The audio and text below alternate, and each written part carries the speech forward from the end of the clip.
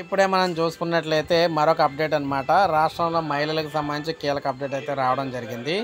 మహిళల కోసం ప్రత్యేకంగా కీలక కార్యక్రమాలు అయితే తీసుకొస్తున్నారు.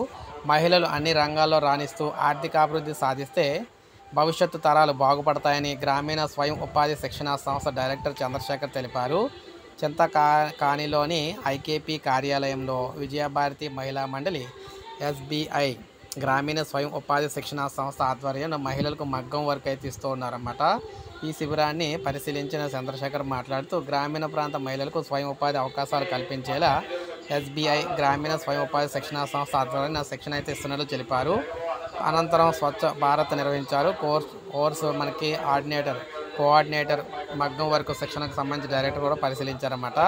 రాష్ట్ర వ్యాప్తంగా ఇటువంటి అన్నీ కూడా ఐకేపీ కేంద్రాల ద్వారా అయితే అందించడం అయితే జరుగుతుందని, ఉత్సాహకంగా అయితే ఔత్సాహికులు ఎవరైతే ఉన్నారో వారందరూ కూడా నేర్చుకొని వారి జీవనోపాధిని మెరుగుపరచుకోవాలని చెప్పేసి చెప్తున్నారు.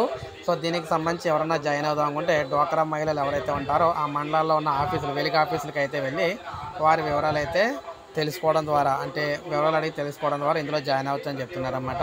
సో ఇది మనకు అప్డేట్. ఒక లైక్ చేయండి, సబ్స్క్రైబ్ చేసుకోండి, మన ఛానల్ సబ్స్క్రైబ్ చేసుకోండి.